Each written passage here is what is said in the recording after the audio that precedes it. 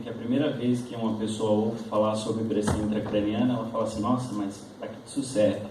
E a gente entra em contato com tantos outros casos de aplicação, não só na neurologia, onde o sistema geralmente é utilizado, o sistema invasivo, mas também em todas as outras áreas da medicina, como eu vou mostrar para vocês. Isso mais cedo.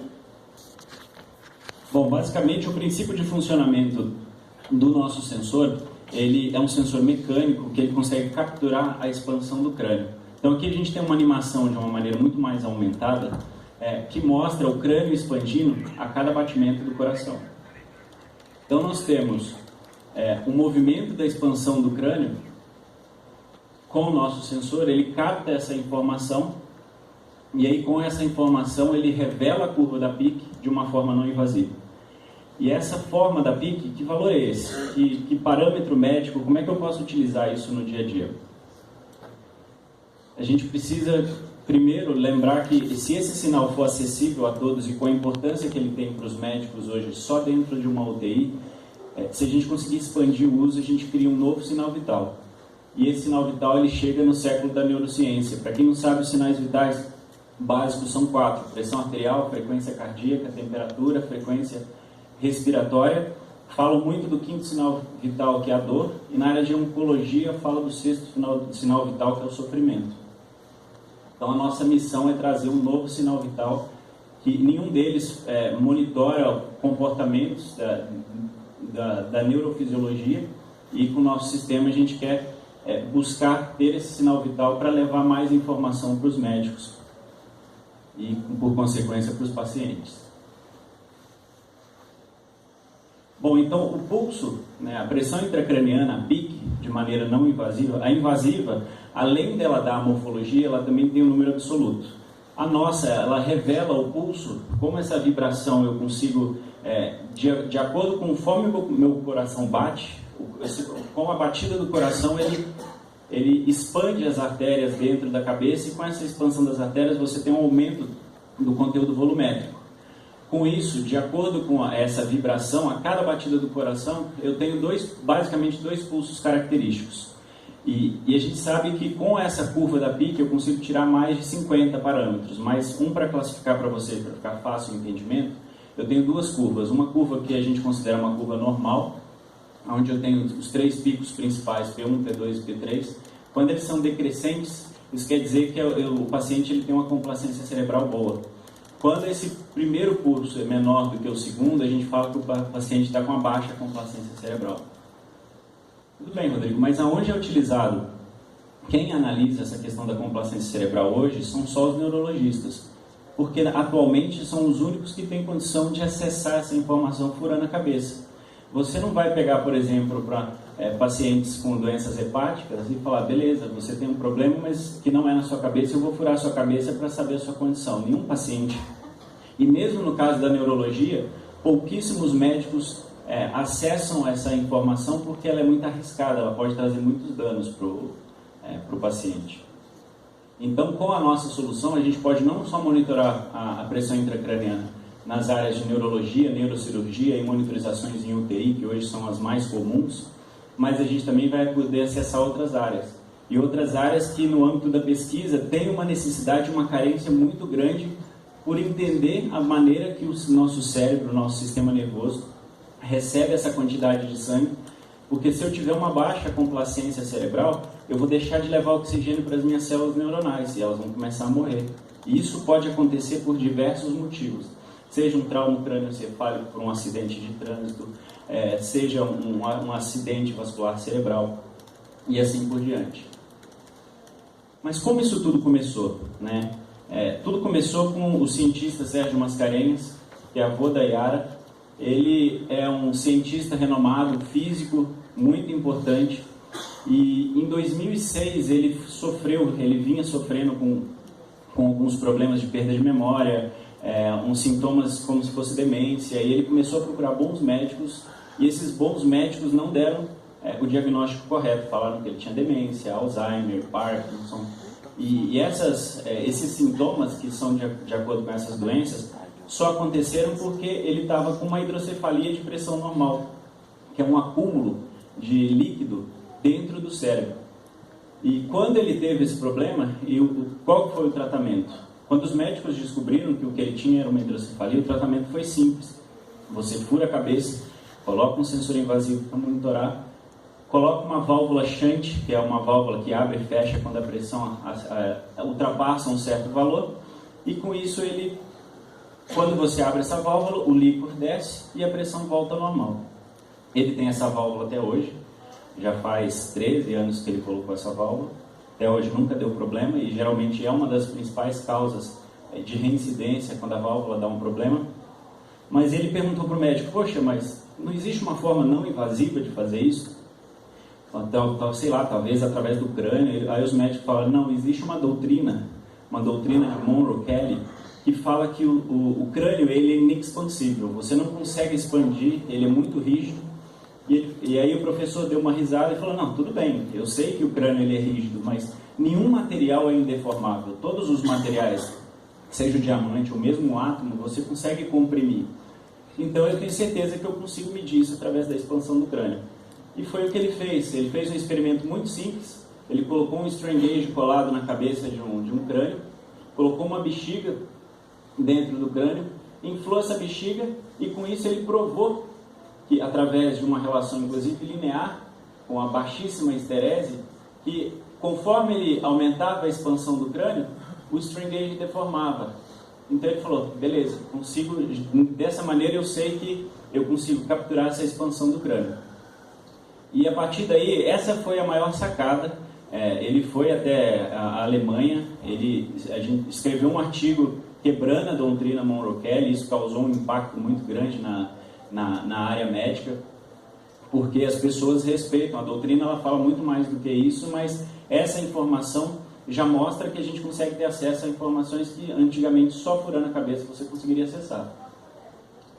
Aí inicia o processo de desenvolvimento, ainda muito acadêmico, muitas coisas deram errado, né? Muitas ideias não foram boas, que nem essa, que é um estereotáxico, onde a pessoa precisaria colocar a cabeça dentro, e tem o sensor é essa placa vermelha aqui em cima, o sinal era horrível, não conseguia monitorar nada, só via ruído.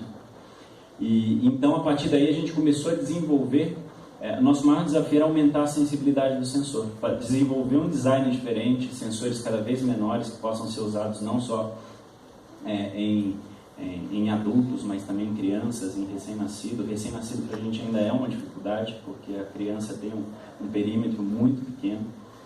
Então, o nosso trabalho durante esses anos todos foi desenvolver e melhorar a sensibilidade do nosso sinal, e foi o que a gente fez. Quando a gente conseguiu um sistema que ele tinha uma qualidade suficiente para fazer a aquisição de sinais, para acessar a pressão intracraniana, a gente desenvolveu um aparelho para pesquisa, para disponibilizar, para vender para os pesquisadores, para que eles pudessem acessar, nesse momento, a pressão intracraniana e analisar ela com relação a outros parâmetros, analisar a influência da pressão intracraniana em doenças neurológicas. Tem gente que faz isso com transfusão de sangue, tem gente que pesquisa a influência para doenças hepáticas, para circulação extracorpórea. Começou a surgir um mundo de coisas que nós da BrainCare não íamos ter condição de desenvolver, de pesquisar internamente. Então hoje muitos pesquisadores já usam os nossos sistemas. Tem empresas, tem universidades que ainda usam o primeiro equipamento, tem uns que já estão utilizando a nossa solução wireless. E a gente fez a primeira venda em 2013 para a Universidade do Distrito Federal, para trabalhar com fisiologia. Só que o desafio da gente disponibilizar o nosso sensor, por exemplo, dentro de uma UTI, é muito difícil eu conseguir levar um computador meu, um computador de pesquisa e colocar ele dentro de uma unidade de tratamento intensivo.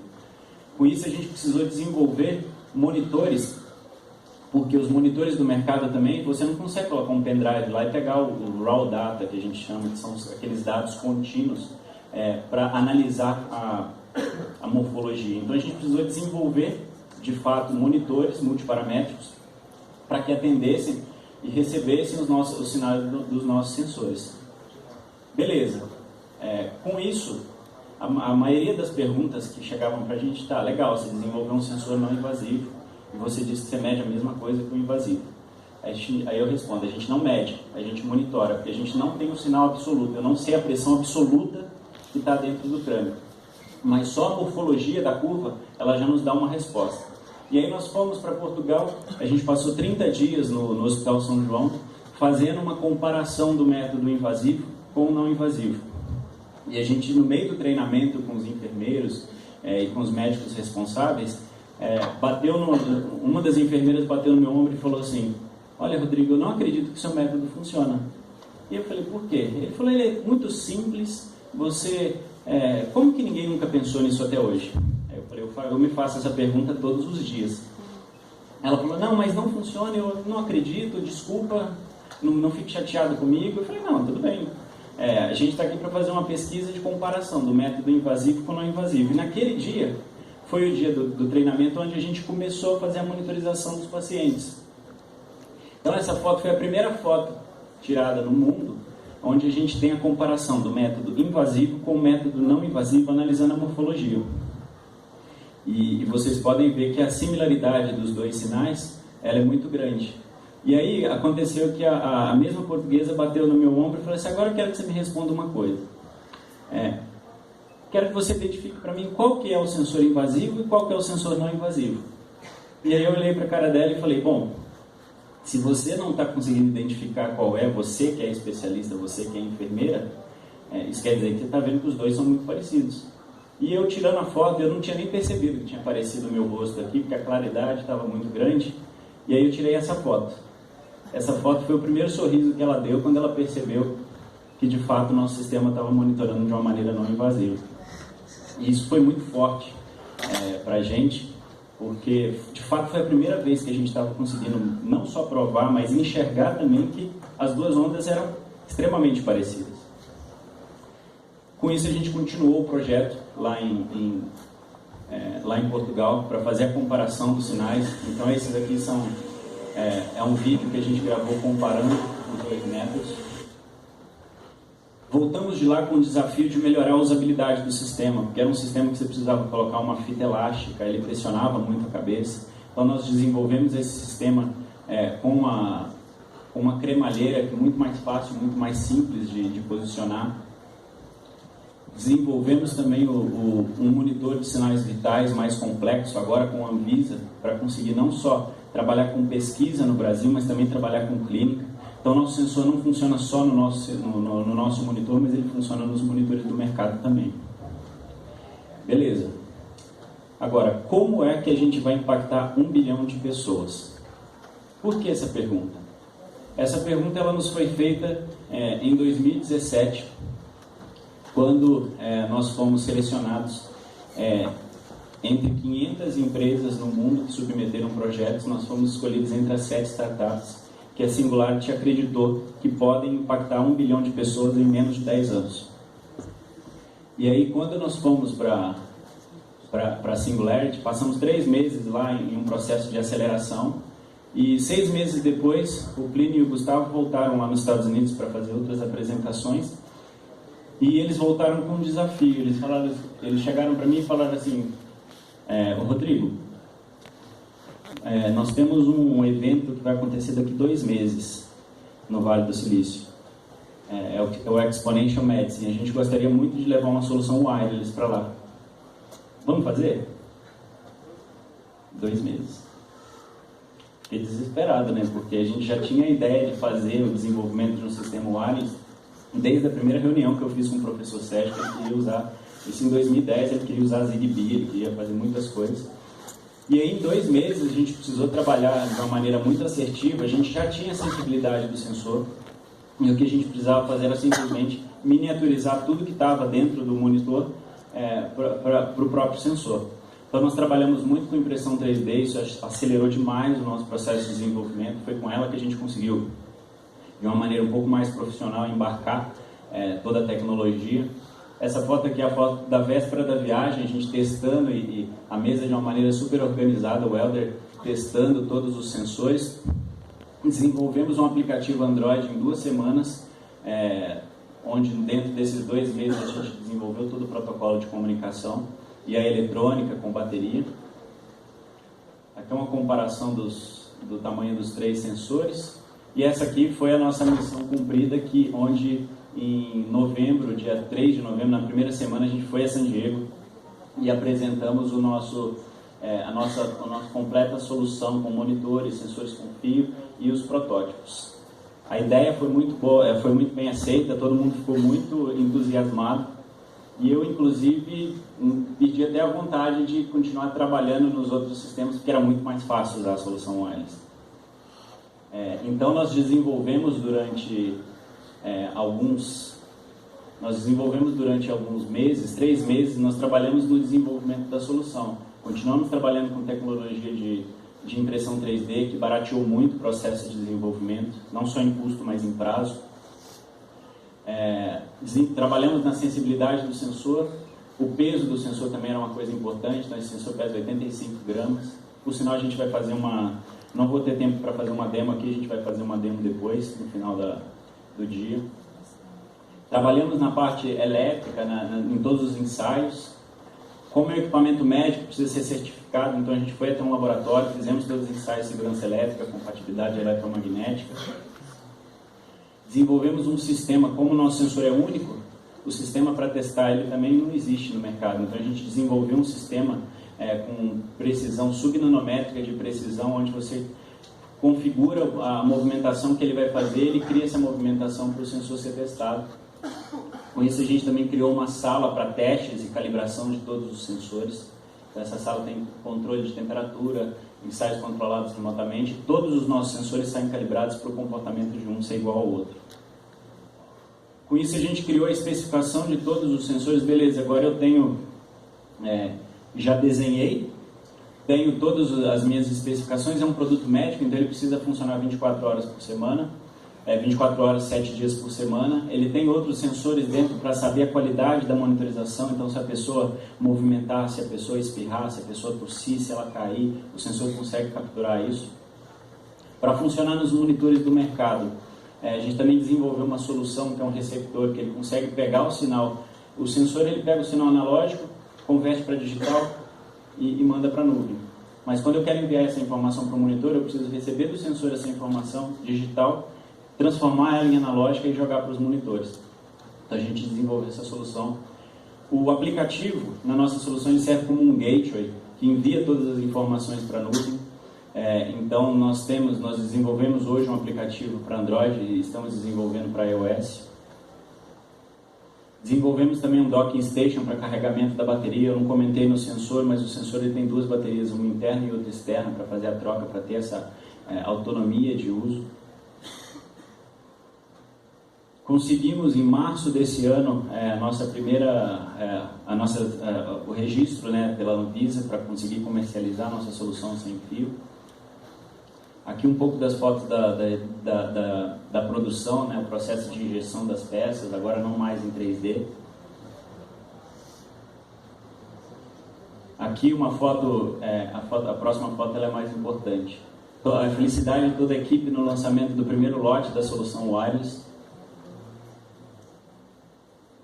Aqui uma foto com o professor Sérgio trabalhando Ele sempre participou ativamente do desenvolvimento do projeto, sempre acompanhou, sempre deu o seu espetáculo. Falou, isso aqui não está legal, faz desse jeito, faz aquele. Então ele ainda é muito mais ativo do que 50 de nós dentro da empresa. Agora, a gente tem uma questão. Um sinal, ele só é vital se ele for acessível. Se esse sinal não for acessível, se for complexo, precisa de usar monitor, precisa ter uma grande estrutura, ele não se torna um sinal vital. Com isso, a gente precisa de basicamente 3 coisas para conseguir fazer a monitorização da PIC. A gente precisa de um paciente, precisa de um dispositivo Android hoje, depois pode ser qualquer dispositivo móvel, e de um médico. Com isso, através do nosso sensor, com o nosso aplicativo, transmissão via Bluetooth, o médico já consegue em tempo real, na beira do leito, conseguir acessar essa informação da pressão intracraniana. A gente também tem todo um processamento, que eu não comentei zero dela aqui, que a gente tem toda uma solução em cloud, que ela também gera o relatório e o médico consegue ter acesso a esse relatório.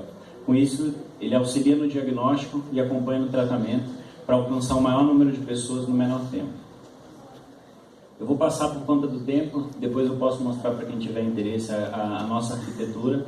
Nós desenvolvemos um portal onde a gente tem condição não só do médico acessar as monitorizações de qualquer lugar do mundo, mas a engenharia clínica também tem condição de saber a condição dos equipamentos que estão lá dentro. Isso é muito importante para o hospital hoje em dia. E a gente tem condição não só de monitorar em qualquer lugar do mundo, mas também no universo. Nós temos um projeto hoje com a NASA. A NASA ela tem um problema muito sério. Está fazendo 50 anos que o homem foi à Lua. Esse aqui é o Ralph Pelliger, que ele é o Chief Medical Officer da NASA, e ele foi quem recebeu o Neil Armstrong, a primeira pessoa que deu a mão para ele quando voltou. E eles nos chamaram para participar de um projeto para conseguir levar o homem para Marte. Porque a NASA ela tem a tecnologia para ir e para voltar. Só que os humanos que vão, eles não têm condições fisiológicas por conta do problema de fluid shift. Eles não sabem se a pessoa está com a complacência comprometida ou não. Então a gente foi convidado para resolver, para ajudar a resolver esse problema. Eles desenvolveram uma roupa para conseguir controlar esse fluid shift, mas eles não têm um sensor que capta se o fluid shift precisa ser feito ou não. Bom, eu queria nesse momento passar rapidamente um pouco sobre quem construiu isso aqui. São pessoas como nós, né? Pessoas extremamente competentes, extremamente esforçadas. A gente começou sem estrutura, depois a gente foi como uma startup para o prédio da Safra, que é o prédio onde o professor criou a empresa dele de uma outra empresa. Hoje nós temos o nosso próprio site, então a gente já conseguiu abrir um local para a gente, já com a planta para produção. E nós temos uma estrutura hoje totalmente integrada entre as áreas de TI, engenharia e pesquisa.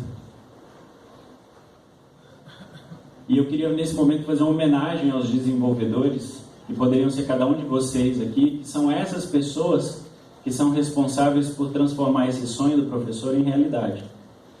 E é por causa delas que a gente está aqui e que a gente vai conseguir levar mais saúde para todas as pessoas. E são pessoas também, como vocês, como eu, como qualquer um de nós, pessoas normais, pessoas que podem enfrentar problemas sérios de saúde, que hoje você não tem uma ferramenta para acessar essa informação. E hoje nós temos um desafio. O que a gente quer hoje, o que a Brain for Care quer hoje, é desafiar os limites da medicina para vivenciar histórias de saúde e felicidade. Então, se tiver tempo, eu precisaria passar só um vídeo que mostra um caso que a gente conseguiu condensar de saúde e felicidade. Posso?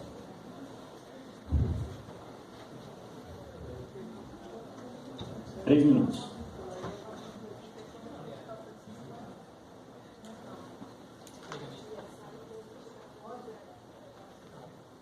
Essa foi a primeira história de saúde e felicidade que a gente